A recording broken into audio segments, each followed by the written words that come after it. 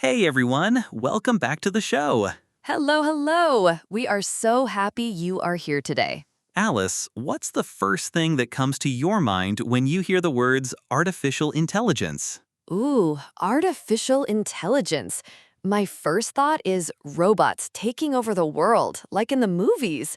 Or maybe super smart computers that know everything. That's a common image, but it's also a great starting point for today's topic. Our reading passage is titled Artificial Intelligence, Hype versus Reality. Hype versus reality. So it's not about killer robots, it's about what AI really is and what it isn't. I'm already wondering if it will talk about how AI helps us in daily life, like with our phones, or if it will expose some big problems with it. Exactly. It might talk about the exciting promises of AI, or maybe some of the challenges and unexpected difficulties. Perhaps it will even give us some real-world examples of where AI has been used, successfully or not. I love that. Let's dive in and see what the article really says about AI. Here is what we will do today. In Part 1, we read the passage together.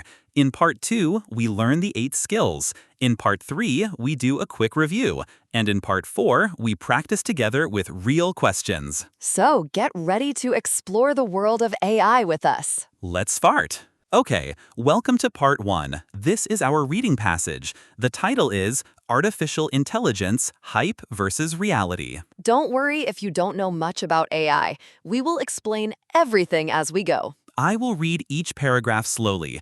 After each paragraph, Alice will explain the main idea in simple English, B1 or B2 level. Then we move on. Just relax and let the words come to you. Ready? Let's read. In many countries in the West, hysteria about the future of artificial intelligence, AI, is everywhere. There seems to be no shortage of sensationalist news about how AI could cure diseases, accelerate human innovation, and improve human creativity. Just looking at the media headlines, you might think that we are already living in a future where AI has infiltrated every aspect of society. Okay, so paragraph A tells us that there's a lot of excitement and even some fear about AI, especially in Western countries. The news often talks about amazing things AI could do, like curing sickness or making us more creative. It sounds like AI is already part of everything we do. One important word here is hysteria. It means extreme, uncontrolled excitement or fear. So hysteria about AI means people are very, very excited or scared about it. Hysteria, extreme excitement or fear. Say it with me. Hysteria. You know, it's a bit like when a new phone comes out and everyone thinks it's going to change their life completely. Sometimes the reality is a little different. That's a good way to put it. Let's continue. While it is undeniable that AI has opened up a wealth of promising opportunities, it has also led to the emergence of a mindset that can be best described as AI solutionism. This is the philosophy that, given enough data, machine learning algorithms can solve all of humanity's problems. But in fact, instead of supporting AI progress, this mindset actually jeopardizes the value of machine intelligence by disregarding important AI safety principles and setting unrealistic expectations about what AI can really do for humanity. This AI solutionism has spread from tech experts to governments worldwide, changing views from fear of AI to believing it's a savior. This paragraph talks about a problem with how people think about AI. Yes, AI has many good chances, but it has also created a way of thinking called AI solutionism. This means people believe AI can solve all human problems if it just gets enough information. But this belief is actually bad for AI. It makes people expect too much and forget about safety. This idea has become popular with both tech people and governments. Two words here, solutionism and jeopardizes. Solutionism is the belief that every problem has a technical solution, and jeopardizes means to put something at risk or in danger. So this mindset puts AI's true value in danger. So, thinking AI can solve everything actually harms AI. That's interesting. So, paragraph A was about the hype and excitement around AI. Paragraph B explains that this hype has created a problem called AI solutionism, which actually puts AI's real value at risk. We are now seeing governments pledge support to national AI initiatives and compete in a technological race to dominate the burgeoning machine learning sector. Many politicians proclaimed the transformative effects of the coming AI revolution, but they fail to realize the complexity around deploying advanced machine learning systems in the real world. One of the most promising varieties of AI technologies are neural networks. This form of machine learning is loosely modeled on the neuronal structure of the human brain, but on a much smaller scale. But what many politicians do not understand is that simply adding a neural network to a problem will not automatically mean that you'll find a solution. Similarly, adding a neural network to a system of government does not mean it will be instantaneously more inclusive or fair. Here, the passage says that governments are now racing to be the best in AI. Many leaders talk about how AI will change everything, but they often don't understand how difficult it is to actually use AI in real life. For example, neural networks are a type of AI that works a bit like the human brain. But just using a neural network doesn't mean you'll automatically find answers or make government fair. It's more complicated than that. Burgeoning means growing or developing quickly. So the burgeoning machine learning sector is the fast-growing area of machine learning. Quick question for you. Does this paragraph think politicians understand AI very well? The answer is no. It says they fail to realize. They don't understand how difficult it is. AI systems need a lot of data to function, but the public sector typically does not have the appropriate data infrastructure to support advanced machine learning. Most of the data remains stored in offline archives. The few digitized sources of data that exist tend to be buried in bureaucracy. More often than not, data is spread across different government departments that each require special permissions to be accessed. Above all, the public sector typically lacks the human talent with the right technological capabilities to fully reap the benefits of machine intelligence. Many critics, like experts Stuart Russell and Rodney Brooks, warn against this hype. They say AI deployment takes much longer and needs a more realistic approach, focusing on simple uses. Also, AI is very easy to attack, meaning a bad AI can make another AI behave wrongly. AI security is often ignored when systems are installed. This paragraph explains why AI is hard to use in government. First, AI needs huge amounts of information or data, but governments often don't have good systems to manage this data. It's often old, on paper, or spread out in many places. Second, even if they have data, governments don't have enough skilled people to use AI well. Because of these problems, many experts, like Stuart Russell and Rodney Brooks, say we should be more realistic about AI. They also warn that AI systems can be attacked, and security is often forgotten. This paragraph explains why AI is hard to use in government. First, AI needs huge amounts of information or data, but governments often don't have good systems to manage this data. It's often old, on paper, or spread out in many places. Second, even if they have data, governments don't have enough skilled people to use AI well. Because of these problems, many experts, like Stuart Russell and Rodney Brooks, say we should be more realistic about AI. They also warn that AI systems can be attacked, and security is often forgotten. Infrastructure means the basic systems and services that a country or organization needs to function properly. Here, data infrastructure means the systems for managing data. Also, susceptible means easily affected by something. So, susceptible to adversarial attacks means AI can easily be attacked by other AIs. Okay, that is the full passage, 4 paragraphs. Let's quickly remember the main idea of each paragraph. Paragraph A, the hype and excitement around AI. Paragraph B, the problem of AI solutionism and unrealistic expectations. Paragraph C, governments racing for AI, but often misunderstanding its complexity. Paragraph D, the challenges in using AI in government, like data and skilled people, and expert warnings. So, that was our reading passage. How did you feel? Did you catch most of it? If you didn't catch everything, that is completely normal. The goal was just to get the general idea of each paragraph. Hype, problem, complexity, challenges. If you remember those 4 words, you have already done something very useful. And now, we are going to learn the 8 skills that help you read any passage like this faster and more confidently. Let's go to part 2.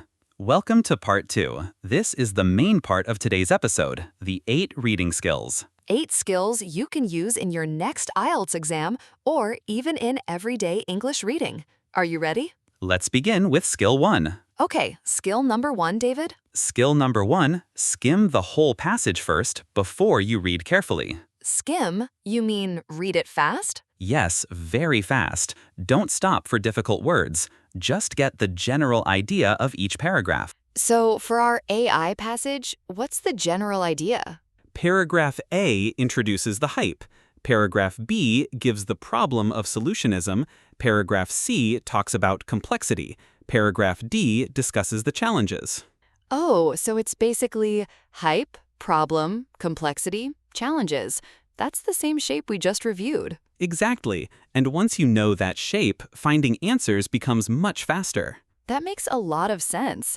I always used to read the whole thing first. No more. Here's a tip. When you skim, only read the first sentence of each paragraph. That sentence usually tells you what the paragraph is about. Say this with me. Skim first. Skill number 2, always read the questions first before you scan for answers. Wait, isn't that obvious? You'd think so, but many students start reading the passage in detail before they even know what they're looking for. Ah, so they waste time reading things they don't need. Exactly. If the question asks about challenges in government, you already know which words to look for. So the question guides the reading, not the other way around. Perfectly said. The question is your map. Read the map before you start walking. The question is your map.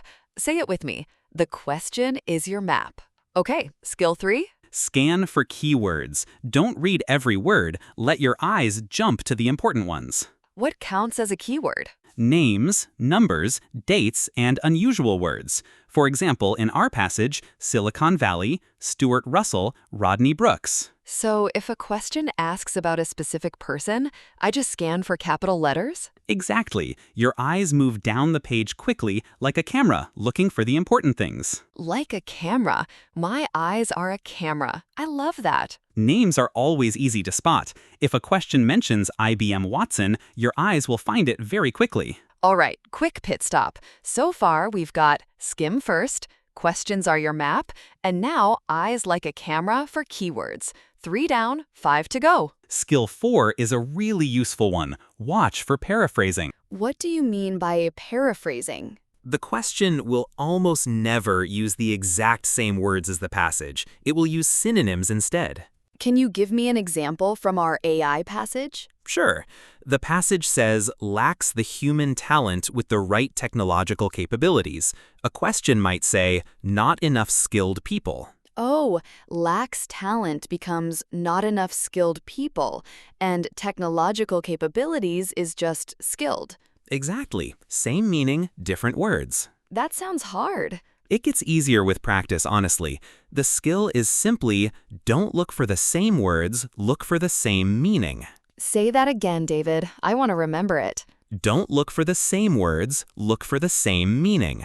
Don't look for the same words. Look for the same meaning. Say it with me. Skill 5. Find the topic sentence. Usually, the first sentence of a paragraph tells you what the whole paragraph is about. So in paragraph C, the first sentence says, We are now seeing governments pledge support to national AI initiatives. Right. So immediately, you know this paragraph is about governments and their AI plans. So I don't need to read the whole paragraph carefully unless the question is about government actions. Exactly right. The topic sentence is like a sign on a door. It tells you what is inside before you open the door. Let's practice.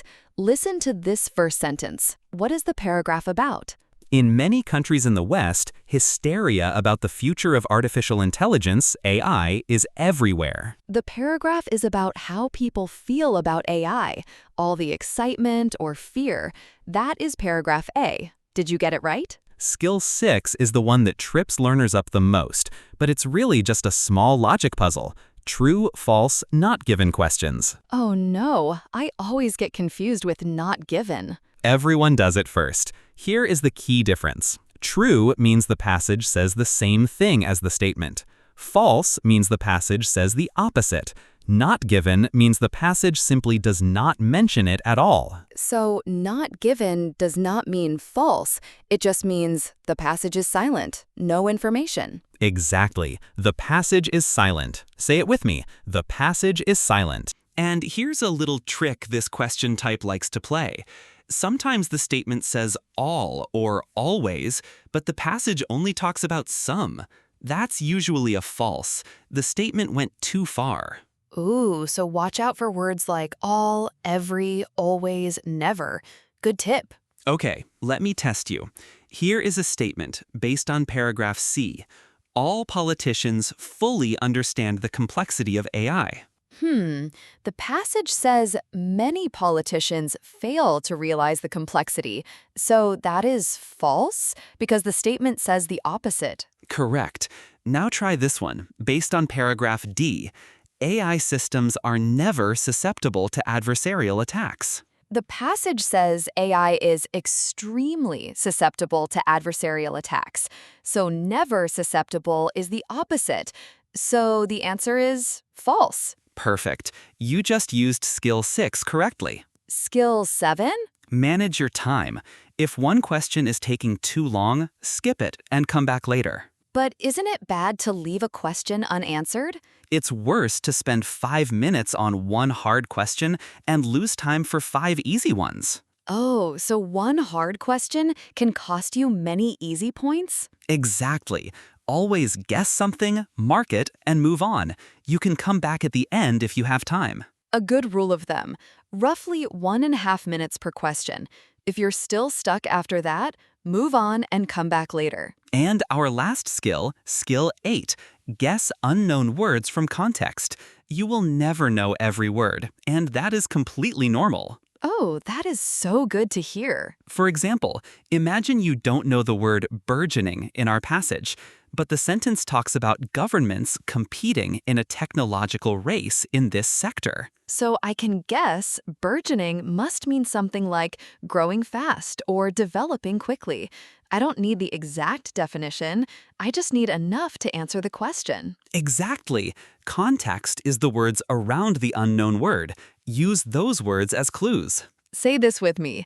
Use context clues. And that is skill 8, and all 8 skills done. Wow, 8 skills. That was a lot, but I feel much more confident now. You should. These are real, practical skills that every good IELTS reader uses. And the important thing is, these skills work together.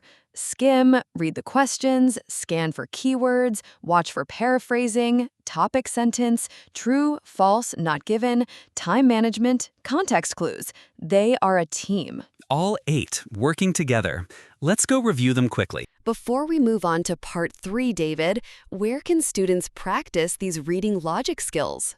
Definitely check out IELTSlogic.com. It offers full reading passage breakdowns, listening practice, and speaking logic chain training. That's awesome!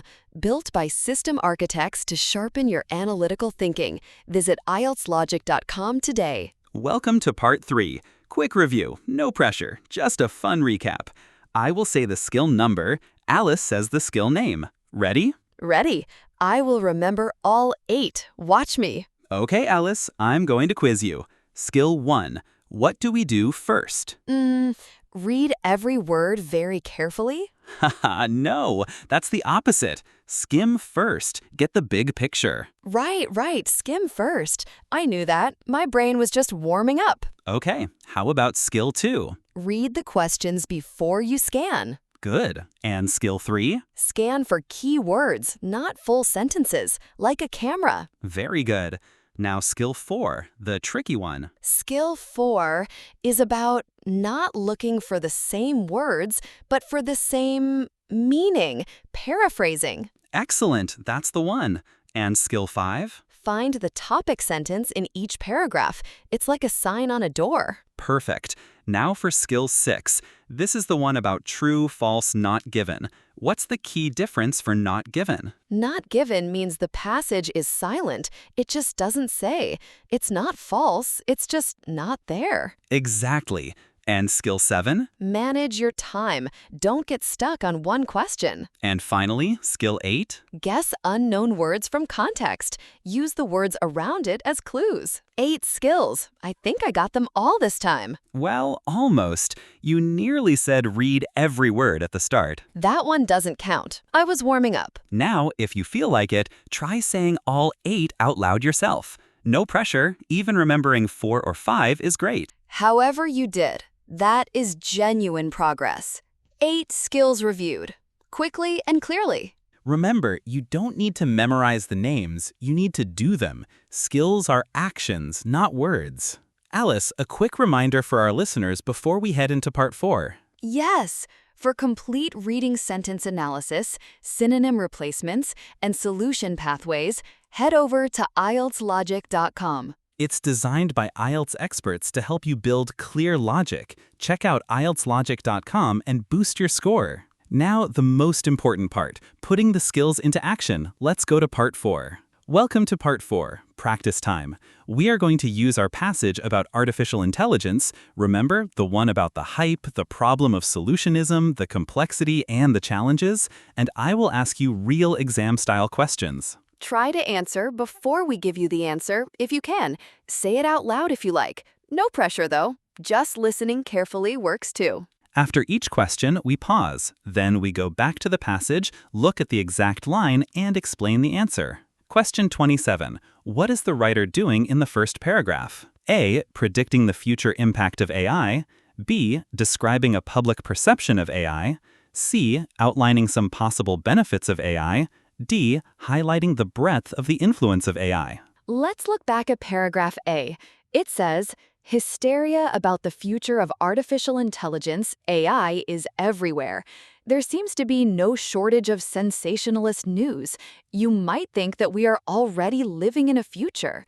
The writer is talking about how people feel and think about AI, especially the exciting or scary news.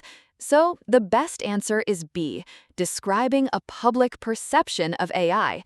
This uses our topic sentence skill and also the paraphrasing skill, as public perception means how people see it. Question 28. When discussing AI solutionism in the second paragraph, the writer A. points out a risk involved, B. specifies its probable origins, C. mentions its chief supporters, D. weighs up some pros and cons. Let's go back to paragraph B. It says, this mindset actually jeopardizes the value of machine intelligence by disregarding important AI safety principles and setting unrealistic expectations. The word jeopardizes means puts at risk, so the writer is clearly pointing out a risk. The correct answer is A, points out a risk involved. This is a direct match of meaning, a perfect example of paraphrasing. Question 29. In the fourth paragraph, the writer suggests that many politicians may A. have failed to appreciate the true potential of AI initiatives, B. have misunderstood the function of the machine learning sector, C. be unaware of the challenges of implementing national AI initiatives, D. be too keen to enter the race to dominate the machine learning sector. For this, let's check paragraph C.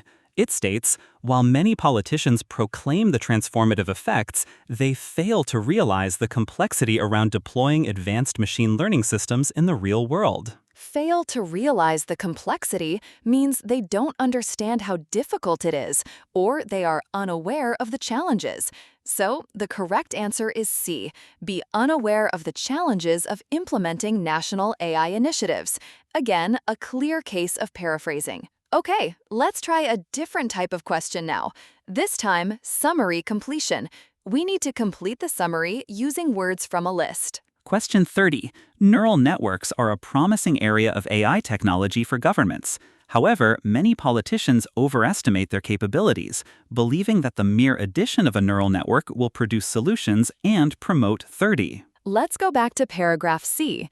The passage says, adding a neural network to a system of government does not mean it will be instantaneously more inclusive or fair. The words inclusive or fair are key here.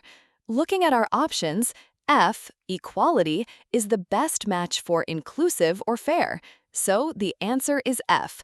This is a great example of paraphrasing and using context clues. Question 31. Most public sector organizations have not set up the necessary 31 to manage the huge amount of data required to enable AI to function. For this one, we look at paragraph D. It says the public sector typically does not have the appropriate data infrastructure to support advanced machine learning. Infrastructure is the key word here. From the options, G, framework, means a basic system or structure, which is a good synonym for infrastructure. So the answer is G. Another paraphrasing win. Question 32. Complex bureaucracy is another issue, as each person involved needs 32 to access the relevant data, which is often spread across different departments. Sticking with paragraph D, it mentions that data is spread across departments that each requires special permissions to be accessed. Permissions is the key word. From our list, I, approval, means official permission or agreement. So the answer is I. This is a direct synonym. Question 33. But the main problem is that few public sector employees have the 33 to take full advantage of machine intelligence. Still in paragraph D, the passage states, the public sector typically lacks the human talent with the right technological capabilities. Talent and technological capabilities point directly to C, skills. So the answer is C. This is a very clear example of paraphrasing. Question 34. The medical profession experimented with an AI program, but their experts had little faith in its 34, and the program was abandoned. Let's jump to the later part of the article, which talks about medical and legal examples. Paragraph E mentions, human experts found it hard to trust the machine. Hard to trust directly relates to A, reliability. If you can't trust something, it's not reliable. So the answer is A. Question 35. U.S. courts also abandoned the use of algorithms when it was found that these reflected and magnified the existing 35 within the legal profession. In paragraph E, the passage talks about algorithms in courts that amplified structural racial discrimination. Racial discrimination is a form of unfairness, or D, prejudices. So the answer is D. This is another good example of understanding the underlying meaning. All right, next up are true, false, not given statements. Remember skill 6. Question 36. Stuart Russell's proposals regarding the use of AI are impractical. Let's find Stuart Russell in paragraph D. The passage says he has long advocated a more sensible and realistic approach. If his approach is sensible and realistic, it is the opposite of impractical. So the statement contradicts the claims of the writer. The answer is no. Question 37. Rodney Brooks's view has attracted unfair criticism from supporters of AI. We find Rodney Brooks in paragraph D. He writes that AI innovations take far, far longer to be really widely deployed. The passage tells us his view, but it does not mention whether his view has received any criticism, fair or unfair, from AI supporters. The passage is silent on this, so the answer is not given. Question 38. Nowadays, the need to protect AI systems is always taken into account when they are set up. Let's look at paragraph D again. It says, still, AI security remains an often overlooked topic when machine learning systems are installed. Often Overlooked means it's frequently not taken into account. The statement says it's always taken into account, which is the exact opposite. So the answer is no. Question 39. In order to benefit from AI and minimize the harms, we have to explore people's concerns about its use. The passage states in paragraph D that if we are to reap the benefits and minimize the potential harms of AI, we must start thinking about how machine learning can be meaningfully applied. This means we need to have a discussion about AI ethics and the distrust that many people have towards machine learning. Distrust is a concern, so exploring people's concerns is necessary. The statement agrees with the claims of the writer. The answer is yes. One more question, David. This is a multiple-choice question, asking for the best subtitle. Question 40. What would be a suitable subtitle for reading passage 3? A. How to make the most of what AI has to offer. B. Why AI may not be the answer to our problems. C. Why governments should not invest in AI systems. D. How AI could improve the efficiency of the public sector. This question asks for the main idea of the whole passage. The passage starts with the hype, then talks about AI solutionism being a problem, followed by challenges in government, expert criticisms, and examples of AI failures in medicine and law. It constantly highlights the limitations and problems. It doesn't tell us how to make the most of AI, A, or say governments shouldn't invest at all, C, or how AI could improve efficiency, D. Instead, it explains why AI isn't a magic solution for everything. So, the best subtitle is B, why AI may not be the answer to our problems. This is about understanding the main idea using our skim skill. Okay, we just went through all 14 questions.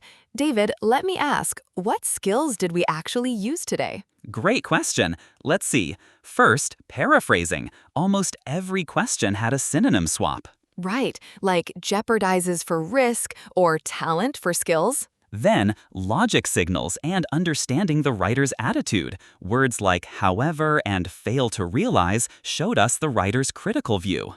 And for the summary completion, we used word type prediction. Noun, verb, that narrows it down fast. And, of course, for true, false, not given, we had to be very careful with words like always and never, and distinguish between opposite information and simply unmentioned information. So if you take one thing from today, it's this. The answer is almost never about finding the exact same word.